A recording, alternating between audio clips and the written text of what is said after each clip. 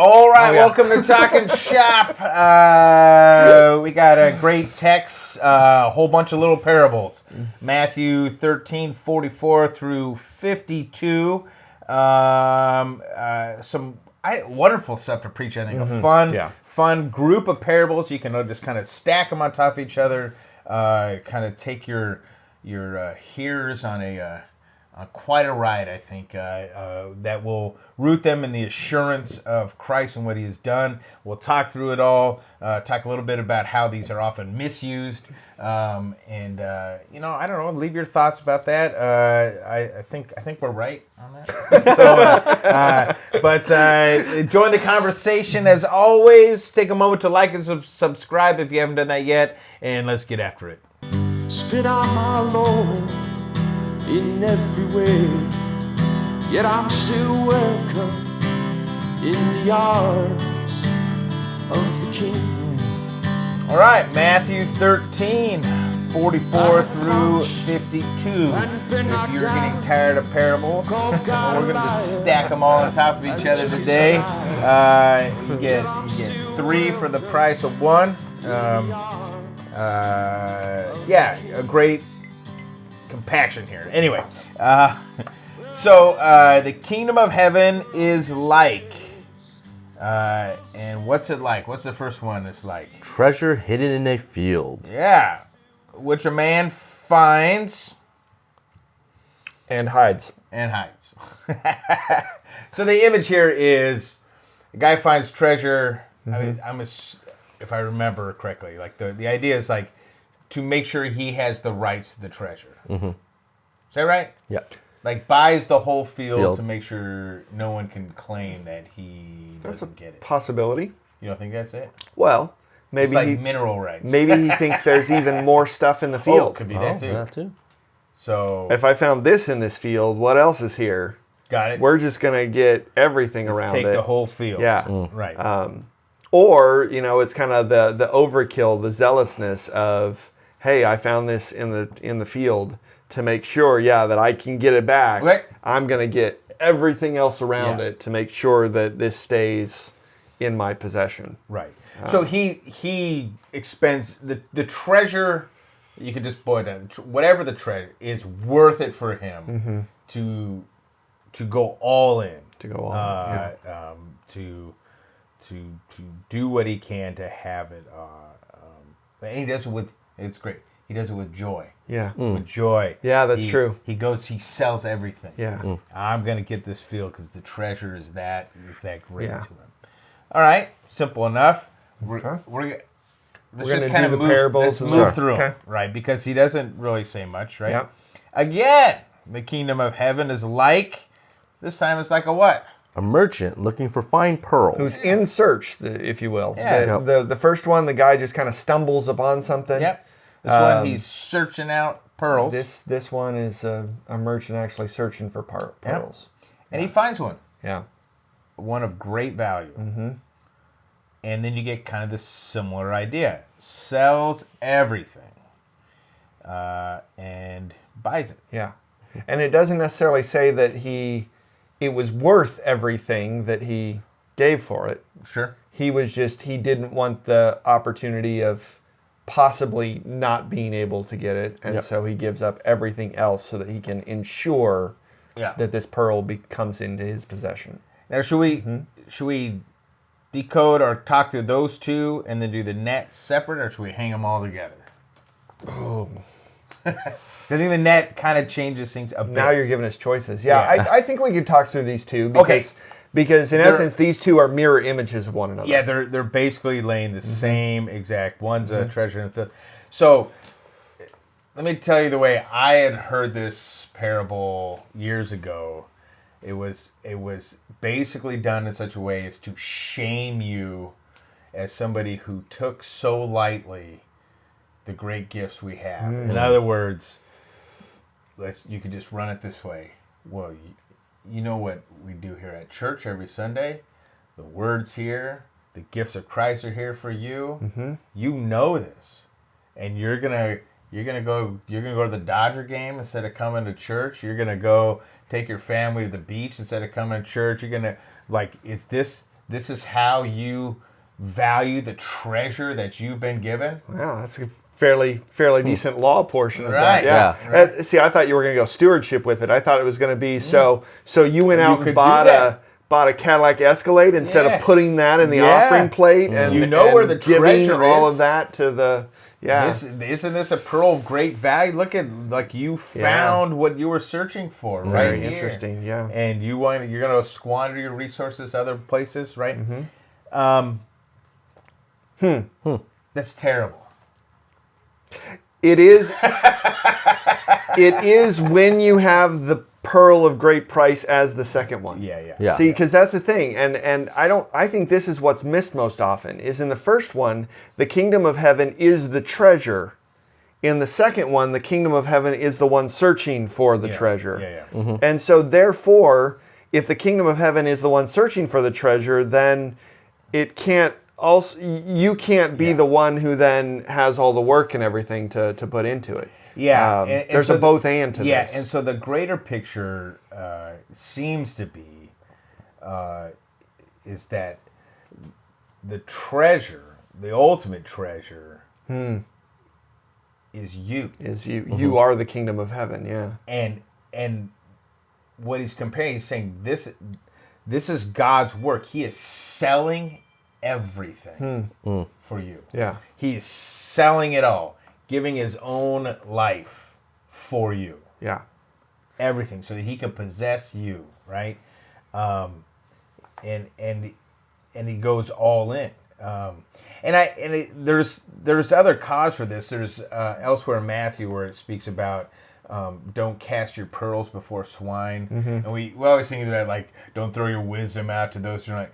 But if this holds true, I think that other image then is he's talking about his disciples. He's like, you don't throw these are your people. You know, we've talked a lot actually the last few weeks about what's kind of coming in Matthew 18 with the the caring for the little ones and the least and all this kind of stuff.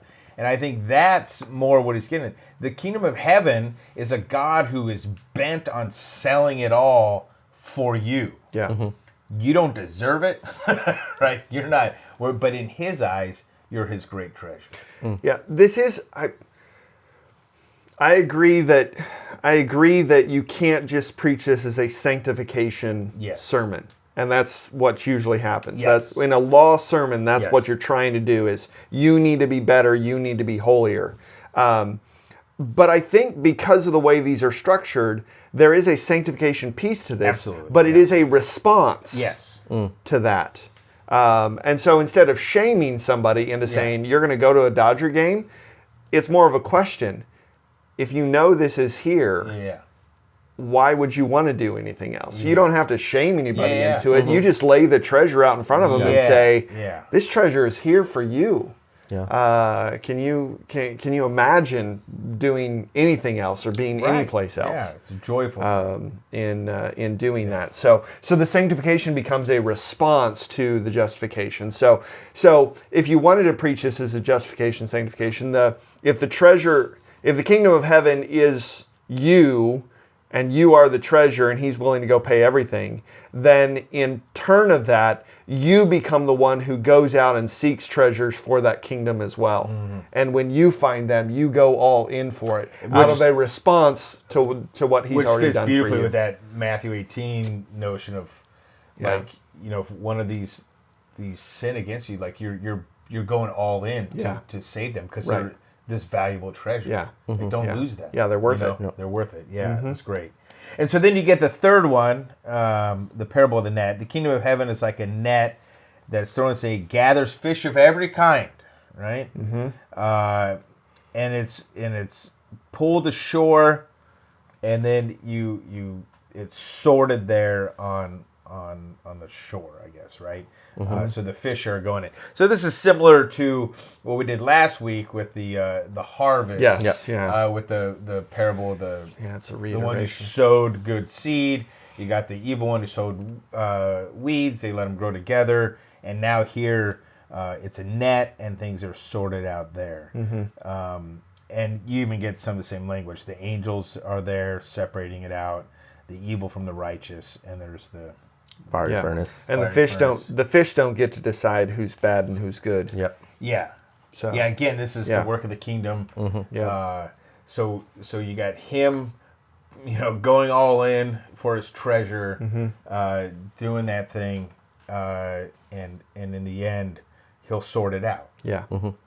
Yeah, and I was just noticing when we were translating this, it was one of those aha moments that maybe you've had before that, but that these parables are actually given to his disciples apart from the crowds. Yeah. And they're given after they've already asked him to explain the parable of the weeds. So he explains the parable of the weeds and goes, and let me give you 3 more parables. That's right. Yeah. And so he does end with the parable of the net, I think, which is a reiteration of the explanation. Like, this is what's important. This is important. Yeah. It's really important to understand this, that the kingdom is going to go out and do its work lavishly, kind of like the parable of the sower. Yeah. And everything's going to get worked out. And the nice thing, it's in the disciple speech, right? Because majority of them are fishermen.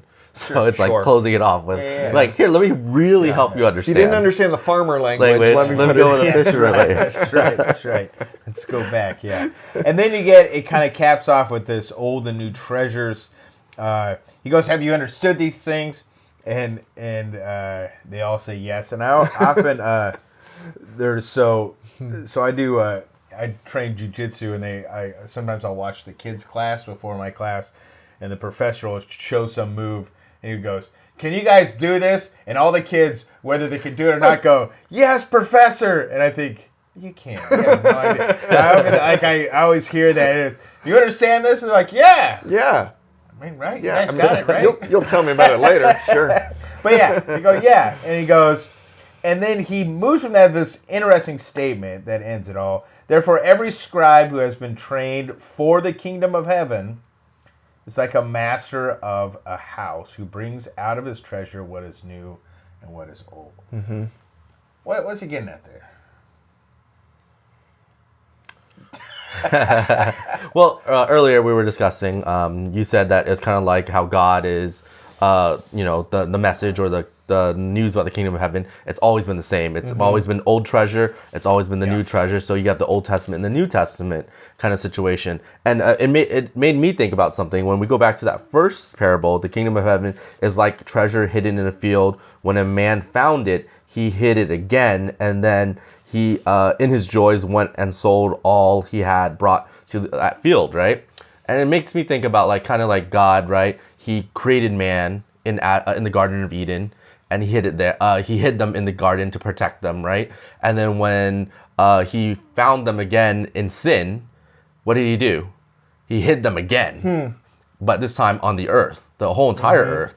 And then he went and sold everything, meaning giving his one and only son to purchase the whole earth and redeem, so he could redeem and separate the good and the bad later on. Yeah. And so closing end cap with that, it makes you think that, reminds me, it's like, this has always been the plan. This has always been the message. The kingdom of heaven has always been the same.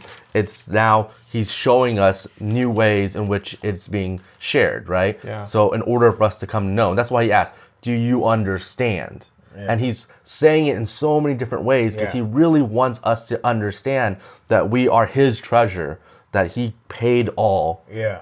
And that's been his whole entire message from the very beginning, even till this day. And that's the thing that we kind of lose in context sometimes. The kingdom of heaven has always been at work. Yep. And sometimes it looks in new ways. It looks in different ways. But you don't get to discount the old then and say, oh, that wasn't the way God works. Sure.